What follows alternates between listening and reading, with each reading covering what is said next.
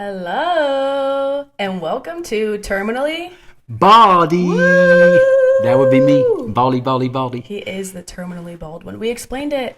Well, we've now recorded our second podcast, actually, and we explained why we had changed the name to Terminally Bald. Yep. Oh, we forgot to cheers. Hold on. We did. Cheers. You like it? Got my Prince mug here. Gets all this. What are you drinking on? Little Corona, non-alcoholic. It's really good, you guys. I just tried it. It's delicious. Non-alcoholic, though. It's awesome. It's really good. I'm sipping on a little decaf coffee with my caramel macchiato creamer. That is Chobani creamer. It's awesome. Not I mean, sponsored. it's non-alcoholic. So I'm done drinking. Crisp. I'm not done drinking. It's just good. And if you want to know why I'm done drinking, one of the biggest reasons for starting this podcast is I have brain cancer, and I want to see the beautiful scar. It's healing quite nicely.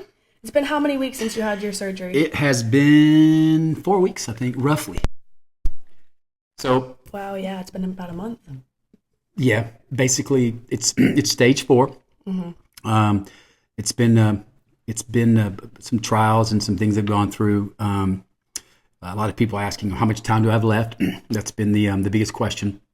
Not sure. Been told several months. Been taking maybe more, 2 years, maybe 3 years. I just wanted to let everybody know through our podcast that I don't want you to pity me. I'm going to fight like crazy. Mm-hmm. I'm gonna beat this thing. I definitely am. And I don't want you to pity me. That's the biggest thing. I want you to kind of maybe. I'm going to try to grow and process more love, connections and things. But I did want to say a couple of things. I want to tell you people that I've been a sinner many times. I've been jealous of many of you that I've come to know. I've hated some of you guys. I've used some people, and I've been used by some. And I just want to those people know I forgive them. And I just wanted to.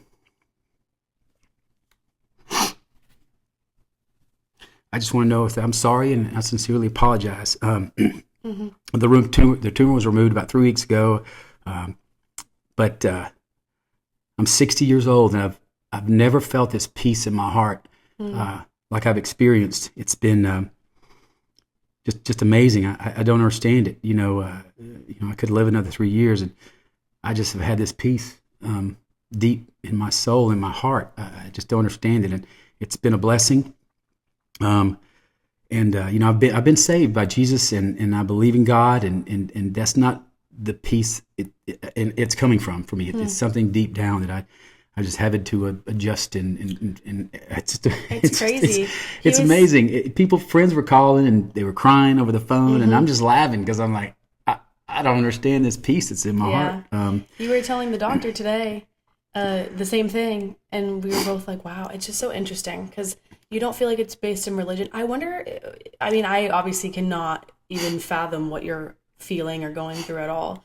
But I just wonder if it's almost like knowing how fragile life is. Do you know what I mean? Like how we do. Everybody's going to die. I know we all know that everyone dies, and I'm Everyone 25. dies. Yep. And I'm hoping that's a long ways away, and I know that, but I try not to think about it. But, that's been at the forefront of your mind. So right. You want to be at peace with everything, and it's almost like your brain just washed all that away. I haven't opened my brain up and expressed things and talked to people in such a way I've never spoken to them before. I've been really direct and feel comfortable with what I'm saying. And I just want you people to know I love you. And that's what I'm going to ride out and try to express that as much as I can over the next couple of years, hopefully, if it makes it. And, don't worry about me. Don't worry about me. So smile.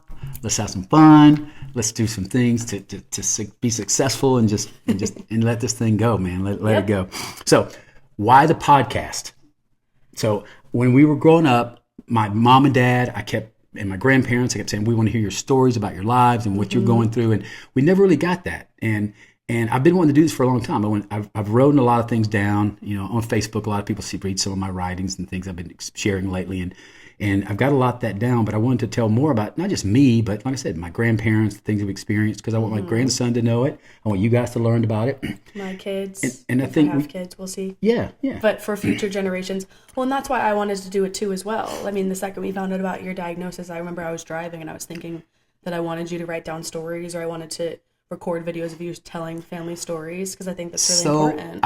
I started thinking about this last night, and it got me excited because I started thinking about our family, which most people don't understand. Our family is so wide open from a race standpoint, from sexuality. It's just so Gender big. identity. Yeah. Right. My father-in-law was Mexican, married to a West Virginia woman. Yeah. My oldest sister, I have two sisters and a brother. My oldest sister married a black man in the late '80s. They're still together. So she has two sons and a daughter. They're dark skinned, right? I think beautiful. And my nephew is gay. And I love him so. He's such a cool dude, man. I love him so. Then we got so my wife is half Mexican, of course, and She's Latina. And so she has three brothers, of which so my oldest brother-in-law has two sons and a daughter. The daughter's gay. She's married to another lady, and they have a baby. I think they did introvert. What I think they did in vitro. In vitro. Sorry. Yeah.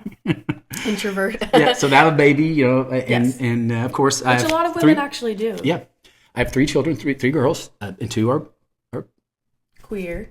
thank you, and doing their thing And and one living their identifies as non-binary. living their lives. So my middle daughter has a grandson who's married to a Peruvian. A Peruvian man. And So we're covering the world. my man. nephew, his grandson's first word was agua. He's bilingual. He speaks two languages. He actually speaks more Spanish than English, and it's really cool. That's true. Because I'm jealous. I love wish him that so, man. My grandson is the bomb. he's a really cutie. He is, man. He's a cutie. He is. Sometimes when he's talking, though, I'm like, is he trying to speak Spanish to me? I Right. mean, being in Florida too, Yeah. there's so many Spanish speakers everywhere. Mm-hmm. Like when I'm in Kissimmee by their house where they live, I feel like I'm not even in. I feel like I'm in like a Spanish speaking country. You know what I mean? Yeah. Just because there's so many Spanish speakers Oh, in yeah. Florida. Yeah. We had that. It was on my birthday, and there was an ice cream shop going through, and the lady was only speaking Spanish to me. But Oh, that's like- the thing is like, Is that what she was pretending like she was keeping their tip money? yeah. Okay, different story for a different yeah, day. it is a story. Different story. But she different said story. the numbers in Spanish, and I was like, oh, I know what she's saying. Yeah. All right. Which I want to get my Spanish better too, because I am Mexican. True. My mom's half. We Mexican, should. I wish I learned more foreign languages. I love working. In my life history. So was born in Tallahassee, Alabama, which I think is funny. Going back because my mom. The doctors and my mom, they're smoking cigarettes while they're waiting for us to be born. Which, That's by the way, crazy. so my mom and dad had my older sister, who's 2 years older than me, when my mom was a junior in high school. So they were really young. They were young. But they hid her. Didn't she hide her pregnancy? Isn't that Yes, like a family as secret? best they could. Am I Yes. exposing that?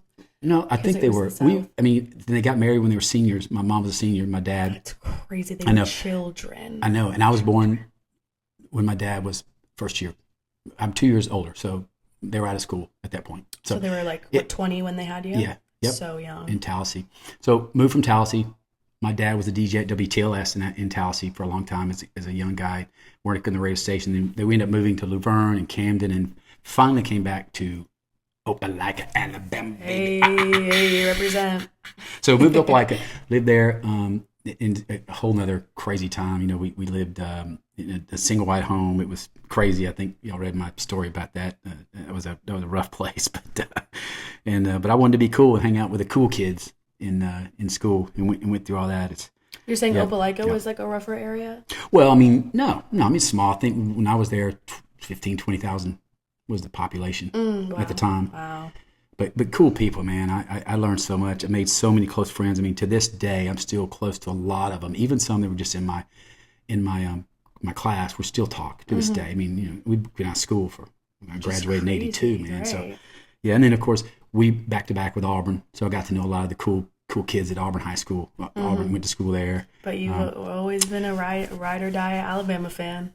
Yeah, I have to say I was. So, well, my family, just me and my pop were Alabama.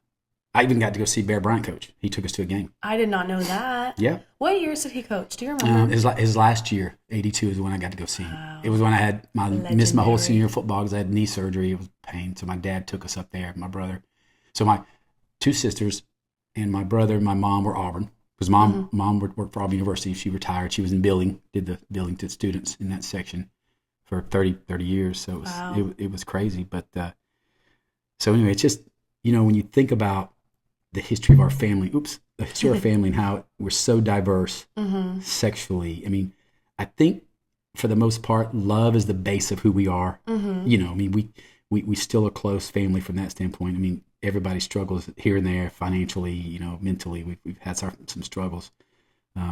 But it's been exciting to me. I laugh when I think about that I was, you know, West Virginia, which is, I mean, that's I think blue about collar, that all low. the time. Red territory, conservative, red territory, right? Well, the funny thing about when I was a kid growing up, I was always shocked that not my closest friends not, but here, you know, counterparts at the gas station throwing the N word and stuff like that, and I was like going, dude, man, come on, man. It's horrible. Yeah, I mean, Where you're was in this the you're saying South, when you were in Opelika. Alabama? Yeah. Opelika.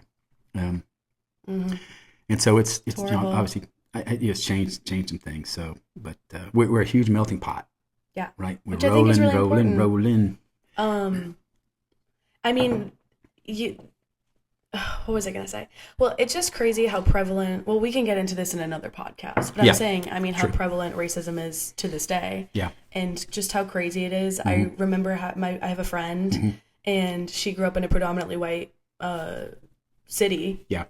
Or I guess area, and went to like a private school. Yeah. And she became friends with this guy that we both knew in college, and she was like, "This is the first black person I've ever been friends with, or ever like really known." And I was like, "That's insane." Yeah. She's from Minnesota. Yeah. Like, you know, but that just goes to show, like, when people are in their little white circle, you know, they don't really branch out. Well, that's why I've always loved whenever we would go out and go places. I love to sit around and talk to Spanish people and you know, black people, just to connect and say, what's up, you know, and just talk about their lives and what they go through, and, you know, try to connect with everybody. I love that. I mean, even today in where I work now, so kind of my history, when I started out, of course, I went to Troy State University, Troy State. Lucky I got into school to this day. I'm seriously, I got in Troy on a probation. Thank you, Patsy Parker, my guidance from Opelika. Guidance counselor. Got me into Troy, and I survived, and was able to survive it and stay in school. Somehow, but anyway, with all that partying. Oh my God, yeah. I became a Sigma Chi fraternity, which is still in my heart to this day, and we're still close, Sigma Chi. Yeah. But the first thing I did when I was young, it was got to DJing, you know, because my dad was in the radio business, and he was able to get records come in. We talked about this before. Had records come in, and so I got records collected, and so I started being a DJ, and just said, man, this is fun. I loved affecting people, no matter what color. I love funk. Now, funk is my music. Oh yeah, I like funk. I like rock and roll, but I and noticed country. I have a. You love the funk affinity too. is the word I'm looking for. Yeah. That I love funk music. Yeah. It's good. Even more I played it when modern you were a funk baby. music. No, it's in my blood. I always think. Sorry, side note. I also do love me some like folk bluegrass country. Remember I was playing it one time? Yep. And he was laughing that I was playing it, and he was like, "It's in your blood. That's why you Who- like it." who said? You said that to Oh, me. really? Yeah. You don't remember that? Well, but I think my- about that every time I listen to songs like that. Or my it's dad- in your blood from the South. WTLS was a country station, so they did country music. So that was the biggest thing. But the thing about my dad, I learned music from, because he would I'll never forget, he played this thing I call love. Crazy Little Thing Called Love. By Queen. He played on the radio station because it had that rhythm like a country. Right. So he would mix in some of that stuff with the other, you know, Hank Williams Jr. and George Strait and, you know, Johnny Cash and those. But he played that, and it hit. People loved it. I'm like going, wow, you know, Dad's kind of showing that these are more, you know, spectrums of sound with a rock group, or even, you know, some of the funk and stuff that made it sound more like country. So I started looking at that and listening. I was like, you know, it's pretty cool. I gotta get into that, you know, because that's crazy. So I DJ'd, went on from there. Went high school, DJ with a group, Robert Williams and Danny Valley. They had this. They were DJs that had mobile, and they would let me fill in for one of them when they couldn't make it. I couldn't really spin, but he said, "Bring your records." He said I had a collection, so he would let me bring my records, and we'd go do shows. And of course, when I was in junior high, we did the Opelika Rec Center had a big Valentine party, Valentine's A little dance. Yeah. Cute. So I DJ'd that, and just This is it in grew high from school? there. Yeah. Okay. And from there, I went on there and DJ'd class reunions from old times, and I went from there to I DJ'd plenty of parties at Auburn University. I did different fraternity parties at Auburn. Just started doing it and growing it when I was still in high school. Were you getting paid? Oh, heck yeah, I got Nice. paid. And then I went from there to go do it at Troy. And of course, I remember going at Troy, and I had some of our competitive fraternities said, we're going to bring on Jackie and DJ, because that's all right. I'll DJ in y'all's fraternity house, get out there and party and do that. It was just fun. I mean, I people lowered their protection for their competition because they knew I knew how to play the music. Yeah, they're hiring you for get a them to job. go, man. Right. Get them to go. And we had so many things that went on. That's cool. Yeah, and so That goes to show what music brings people together. it does. Oh man, and I used to get so emotional and moved when you would play a song that the crowd would just lose it. I mean, I'm talking, and I was a romantic, like even a slow song, Right. and that thing. But if you throw something that was jamming, and then people just scream and start throwing their hands in it's the so air. exciting. Yeah, it was crazy. It was crazy fun time. But so went on to Troy, got my degree in journalism, but then left to come to Orlando and could not find a job with a degree. I ended up having to go and I went on to Church Street what Station. was your major? Your degree in? Journalism Oh, I thought that was with your marketing. minor. No, journalism was my major, and I had marketing. As your minor. Yeah. Okay. So I tried to get into sales in Orlando, couldn't get a job, and all of a sudden, Church Street Station, Phineas Foggs, they had 2-night DJ, and I went down there, and I know I'm bragging, but I was the Sunday night, Monday night guy for like a month, and all of a sudden they go, Humble brag. they're going, we're bumping you to the full time dude. You're gonna be you've been rocking the house, so we're gonna make you the Nice. full time guy. And I felt bad for the DJ because he was a cool dude and he was good. The guy he was replacing. Yes, but I was just better at programming the songs and getting the crowd going. And I didn't even talk a lot to the crowd. I just focused on the songs. And so worked there for 4 years. Met a lot of celebrities and crazy thing. And then I wish it was still open. I would be up in there. man. At the time, it was the third most popular tourist in the state. So Tourist, it was, like yeah, bar, it was you mean? Disney, SeaWorld, busiest? and Church Street Station because it was a big complex that food and alcohol. And we had many stars come in to perform. They had the Cheyenne Saloon was live on what's the country station, the country TV station? It's still on. CMT? Yes. So they would do a live show from Church Street? it was Cheyenne Saloon. It was a huge Cool. bar, and we had like some of the big times. Lee Greenwood. Oh my gosh, who did? This is my brain is not. It's okay. No, the guy. It's a lot of information. George. Devil Went Down to Georgia. Oh. What's the guy's name? Come I don't on. know. I don't See, know. my brain is. Devil went down to Georgia. Devil went down to Georgia. He was looking for soul to steal. He was behind. He was way I behind. He was know willing to make a this. deal. I'm sorry. Starts with a D. No, whatever. Keep going. People are going to see this and go, Jackie, you got it. They're going to be yelling at me. I stood right behind him when he went on stage. It was awesome. Really? Yeah, he looked at me and I shook his hand and he went up and performed. Cool. There was a bunch of guys like that, though. We had a bunch of artists. I mean, Michael Jackson came into our club. Phineas Foggs walked through there. There was a bunch of high-end artists back in the day because I worked there I was the DJ there from up until 1990. Mm-hmm. And, of course, we had B, and everybody said, you got to quit working at a bar. His first child. Yeah, and then I went and got my mortgage broker license in 1990, and I'm still a lender doing mortgages 35 years later. And so many of his friends are like, I cannot believe you're still doing that. And I have Because dealt. it's a fully commission-based job. You know what's stressful. funny? It is stressful, but the thing that I've learned in that is you talk to people about their financial situation. Mm-hmm. And I have dealt over 35 years. I've done loans for people that, I mean, literally people who made $600,000 a month. Yeah. Buying big houses. And That's people crazy. and then people that, I did a loan for a guy that was a fry cook for McDonald's. He was making minimum wage, bought his first little home. And then from there, because I took care of him, 5-10 years later, he went from there to he owned his own McDonald's. Went and bought several of the houses. I did each loan for him every time cool. So because I took care of him the first time. He was buying a $60,000 house, and Yeah. and so the scale of how you see people and what they can do is just you. Sometimes I go, wow. I mean, God. And the connections, the stories. Yeah. I mean, you see these people's financial papers. You see And plus, all that they're information. different races, gay, everything. It doesn't matter. Making money, Sorry, I'm money. just I mean, laughing. there was Gay no. is a race. I'm just messing with you. I'm messing with you. But what you I'm mean saying is, diverse backgrounds. I didn't mean to make fun of you. right. And like, I know what and you like, mean. And like, people that were, again, their race, everything. Yes. I'm sorry, different. No. Yeah, people, different backgrounds, and right? make money. Had pride, took the time, and did the things they wanted to do. Yeah, it's been a ride. It's been an awesome ride. I've learned and been able to talk to some really great people. I mean, there's some that are just asses, and they were jerks That's because with I any could get them job, done. though. Yeah, I mean, you couldn't get it done fast enough or whatever. And so that's why I said some of them really pissed me off because I cared. I wanted to get it done, and I've had a ton of great referral sources. I'll get into some of those. I've got some stories about a bunch of realtors and builders and people over the years. Still to this day, have some really, just kind-hearted. They know I bust my butt. They know I care from my bottom of my heart when I'm working out there for these people. I hate telling people when I can't get the loan done. It hurts, but it wasn't as fun as DJing. No, I'm kidding. It has been fun. I met a lot of people. I get what you mean, though. I mean, I'm sure it wasn't. So you became a loan officer. You moved to Orlando. Yep. With mom. Yep. You had your first baby at 26. Yep.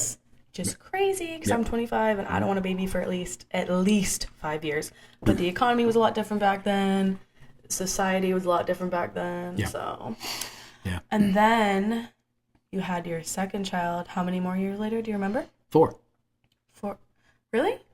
Yeah. Alex is 4 years different. I think. 5. 5. I was going to say, I think it's 5. You were 4, the last one. Me and so Alex were 4 years 9 apart. would be from there. Gotcha. Yeah. So, yeah, and we were lucky because Patty's father was a surgeon, had a few bucks, gave us a few bucks to buy our first house, gifted us the money. By the way, when we sold the house, I gave him the money back. Nice. Paid him back. Nice. He's not going to keep the money. So we bought this first little house. We had an apartment the first year. We moved in this first little house. And the thing there was a across the street was a black family from us. Mm-hmm. Next to them was a white family. Beside us was a queer couple. Okay, yeah. Yeah. But the thing is, it was a smaller subdivision, and so people, turned over a lot. But it was all races and coming in and out. We stayed there for 4 or 5 years. Yeah. And I kept thinking, I want to get to know these neighbors, right? Yeah. And so I literally, one day, we had a friend over. I put my grill out in the front of the house, started grilling burgers. And I said, y'all, come have a burger. And we cooked them a little burger and got to talking. Sweet. Then they were like going, man, nobody's ever done this. I'm like going, come on, do you want to hang out? You live here. Don't you want to enjoy the time with your neighbors? Were you out in your front yard? Yeah. Okay. Yeah. And then you were just inviting them down? Yeah. Just hung out and did that. And you already had 2 kids at this point? Yep. Nope. It was just B? Just B. Did you have Prince still? Yep. So Doberman. he had a big Doberman dog named Prince. How did you get Prince? Oops. My dad. Really? Yeah. Your You had him grandfather. since he was a puppy? What do you call it when you? Bred? Yeah. Oh, I didn't know he bred dogs. Yeah. Had a bunch of them. Wow. We loved him, but he was just too big, and then he was a sweet dog, but we couldn't take care of him, so we gave him to a shepherd, a deputy shepherd, a deputy Sheriff deputy. Sheriff deputy. Mm-hmm. See, anyway. It's okay. And he took him and had a great rest of his life, but yeah, we had a blast. It was a great time, and then obviously moved toward. We've always lived on the west side of town. This was just a hair north of west. Oh my gosh, save my brain. Oh, West Horizon? No. I think I just made the that. golf course is. Horizon West, that's what I was thinking. Metro West. Okay, yeah. And then we moved from there to Owen Garden Road, and then we built the house we're in now, which was our third house, and we've been here 25 years. And so each neighborhood, I tried to do that. We're going to try to connect with the neighbors. It was crazy. Mm-hmm. It was great. So you had that first house where you had that cookout with your first kid. Then did you move into a second house? Yep. Okay. It's 5 years later. And you had had Winter Hill subdivision. You had a second kid now. Yeah. No dog anymore. Nope. Anything special about the second house? I mean, it was 2-story. It was crazy. What happened to it? It was funny because B, she didn't sleep for 6 months. Wow. How old? She was newborn, but I mean, we didn't sleep a lick. It was exhausting. And then, of course, we have Alex. First time she's home and could really move. She literally crawled up the stairs and climbed to the bed. I mean, she was like, go to bed. So, she was really laid back. We were like going, what's going on? They all are opposite. Because literally, I thought I was going to lose my mind because B wouldn't sleep. She kept me up. Baby's crying.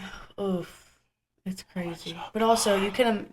I'm seeing some parallels though, because think about how young you guys were when you had that first kid. Yeah. Babies pick up on that environment. And I was I'm sure they DJing. could pick up I was on your DJing. stress. B could pick up on your stress. So mom, she worked at Jacobson. Macy's? No, that was right out of school. Jacobs, the retail store. It used to exist. It's Jacobs.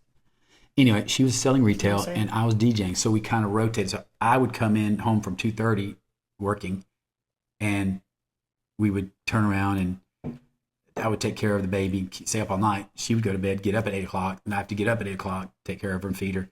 It was a crazy schedule. It was Wow. it was nuts. It was nuts. But we finally adjusted. We moved in the second house, had Alex, changed that. Then V is helping us. She was very good, very good Caretaker? sister, Sibling, and help. Yeah, to Alex, and was really good. She was sweet and helped take care of her.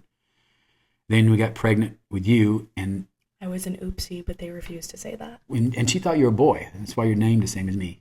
Jackie and Jackie. Let's get into that. Okay, so we were originally going to call this podcast Jackie and Jackie, but then we wanted to think of something better. I thought Terminally Bald was funnier. And this is all about him, and his cancer that he has. He has a glioblastoma, which is a brain cancer, stage 4. Yep. What was I getting at?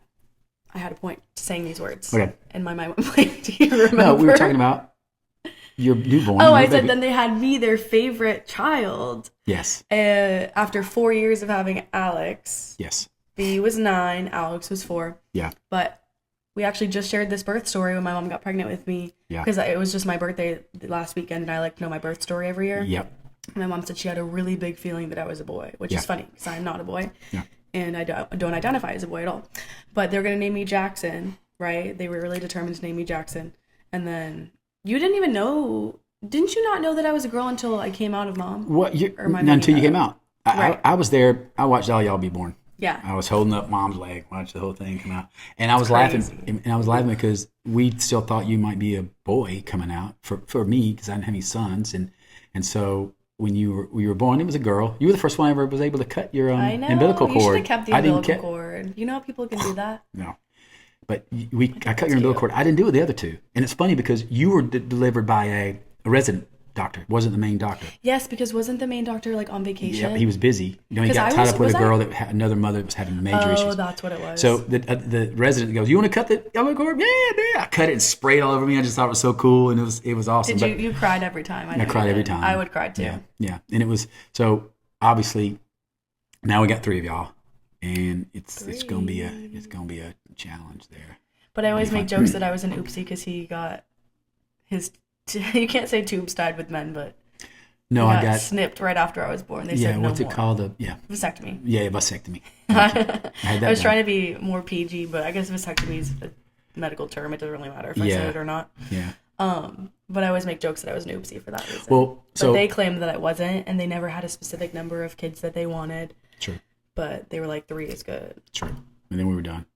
But so They said, we need to start tired. winding down. So the goal is we're going to tell some stories. We're going to come back and we're going to release this every Friday. And we're going to tell some other stories. I've got some, oh my gosh. We have so many. We barely scratched the surface this episode. I know, but Barely. I can't wait to tell some stories about some of you people out there. Some of my fraternity brothers, high school brothers. Things that I haven't friends, even heard. girls. Oh my gosh. Maybe some Yeah, some dark, deep saucy friends. stories. Oh I yeah, don't know about. it's gonna be. We got some good stories. I mean, so we're gonna do that, and we're gonna have over the next, hopefully, get a couple of years in. We're gonna have a family come and be interviewed, friends come into town, co-workers that I love dearly. Just we're gonna have them sit down and talk. We'll tell some stories about just We're gonna have things. to be cozied up with the mic. Yes. Or maybe I'll be pieced out for that episode, and you'll have a friend here. Yes, We'll of figure course, it out. of course. So it'll be fun. figure it out, It'll whatever be it looks fun. like. It's going to be. Hopefully we can leave these stories to my grandson and you guys and rock and roll. And I will continue to be at peace, and I'll continue to share love with everybody out there, man. world. It's gonna be good. It's gonna be good. I So, promise it's gonna be good. So we're gonna say goodbye, and we're gonna say peace, love, and funkin' soul. Funk and soul. I almost forgot it. I'm glad that he led that. I remember it, even though my brain is not working. We're gonna upload every Friday on the YouTube. Terminally Bald. Subscribe. Okay. Yes, Love please. you guys. Love you. We love and care about every single person watching this. Amen.